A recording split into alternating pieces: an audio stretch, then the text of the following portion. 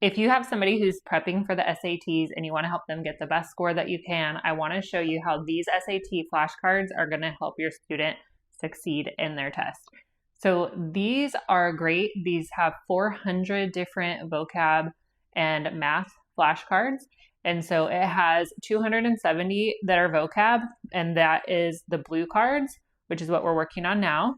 And then there are 130 of the math, which are the ones that have the red on them. So there's a few different ways that you can use these. I'm sure that you're familiar with flashcards.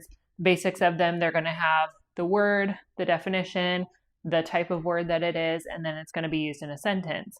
So you can help your student to really learn all of these words and these types of math. And so I'm going to show you how we've been using them for my high schooler. And then there are also 5 different types of games that they put together to go with these flashcards, which are really fun if you have your student and their friends and they want to like work together to study, or you can do it with them, of course. So there's 5 different game types, and I'll show you those in a minute. So the way that we've been doing it, the box is set up with the main area for your cards, and then it has these 3 little sections here with the dividers, and this is kind of for mastery. So once you have gotten your cards correct the first time, you're going to put them into this section number 1. This is like for your known words. Then the next time that you get them right again, they go into section 2. Once you get them right again, they go to section 3. And then once you've mastered them, they come to the back of the deck. And so if they're not mastered, then they're going to stay here in the 1 until they're mastered.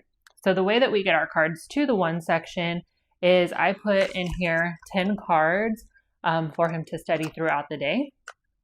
And then at the end of the day, we take the cards from the day and any cards that are still left in section number 1, we put them together and then we go through them to see which ones have been memorized. So for today, we have this many cards to go through, which is probably about 20, maybe a little bit less. So what we would do is I'm going to say, okay, tell me what indiscriminately means. And then he's going to tell me the definition. So on the front of the card, each one has the word, and then it has use in the sentence, and then like a little picture for each word. And then on the back, it has the type of word and then the definition. So indiscriminately, it says lottery winners are chosen indiscriminately. And then the definition says an adverb randomly with little or no distinction. And so I would say, okay, what does indiscriminately mean? And if he could tell me the definition and use it in a sentence, then that one is going to get put into card number 2 or section number 2 slot. And then if he gets it wrong, it's going to stay in the card number 1. So this next one, indulge. My friend loves to indulge in cheesy romance novels or movies. And then it says it's a verb to give into, to satisfy or gratify. And so if he got this one incorrect, then we would leave it in number 1 until he got it right. It would move on to number 2. So we would go through all of these until we know if they're all mastered. And then once we go, like the next day, we can go into number 2, and then we would say, okay, which words here do you know? And then any ones that he still knows, they're going to move into section number 3. Once they've been mastered out of section number 3, they're going to move to the bottom. So you can see down here, we still have some blues. These ones have all been mastered. These are the ones we're still working through, and these are the ones that are known, but still we're practicing on them. So that's the vocab is the blue, and then there are also the math ones. So the math ones are kind of cool. So what it does is it gives you like a symbol or a problem for that type of a thing. And so for this one, it says it's an area of a circle. I would show him that one, and then he would tell me what it's representing. And then the next one, circle equation.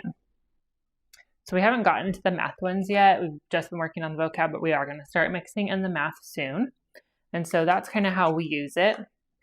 The other thing that I mentioned is there are games, which I thought was pretty cool. So the way that they have these, so there's different types of games. So the first one a memo or which card is missing, I thought was pretty unique. And so each person who's playing puts 10 cards in front of them, but they would be facing them. And then I'm just going to do 4 for now. And so they have the 4 cards in front of them. And then everybody who's playing is going to take 30 seconds, and then they try to memorize the cards that they have in front of them. And then once the 30 seconds is over, everybody's going to close their eyes, and then one person is going to take away 1 card from everybody's pile and then mix up the cards that are left. And then when they open their eyes, they have to try and figure out which card was removed from the pile. So they're going, okay, I had 10 words. Now which one is gone? And then see if they can figure it out from there. And so if it's too hard with 10, they can start with lower. They can do 5 first, whatever they want to do. I thought that was kind of cool. And then there's quiz or who knows more, which is you have one person who's like the moderator, and they're going to basically ask everybody in turn a question. If they get it right, they keep the card. If they don't, it moves on to the next person. And then they're going for the most cards. Then we have, this one actually is my favorite, the all words in a story. And so you give everybody 10 different cards, and these do come in alphabetical order. So what we did is we first got them and then kind of mixed them up. So that way there would be like good variety of cards. And so you would say, okay, so everybody has different cards, and then one person is going to place a card, and then they're going to create a story using that word. So they're just going to give one line of the story, and then the next person is going to give a word as well. So for example, corroborate is the first word. So if I was first, I would say, I was looking for somebody who would corroborate my story, and then that's all that I say. And then the next player, they can pick a word from the 10 that they have in their hand. So for example, if I have scorn, I could say, so it was looking for somebody to corroborate my story, and then I could say, because the people of the town have been scorning me. And then the next person would pick up a different card and then choose from their words and continue the story. So you're just kind of going through, and then you would pick another card as well, and then just kind of keeping the story go. It's kind of fun. And then we have guess what, describe to guess. And so a player picks up the card, describes the word, and then the other players are guessing what the word is as quickly as possible. And so kind of like other word games, basically, where you're trying to get somebody to guess a word, but you don't want to, like you can't point or like draw or anything like that. You're just trying to describe it. And then there's also throw in and add a word to a story. So they're going to pick a certain number of cards to use when telling a story, and then they are going to make stories with that one. And then there's create your own phrases, where you are trying to make as many phrases as possible from the 20 cards that you receive. And so these are all just kind of good games for students who are trying to learn and memorize these vocab cards to kind of get together and play.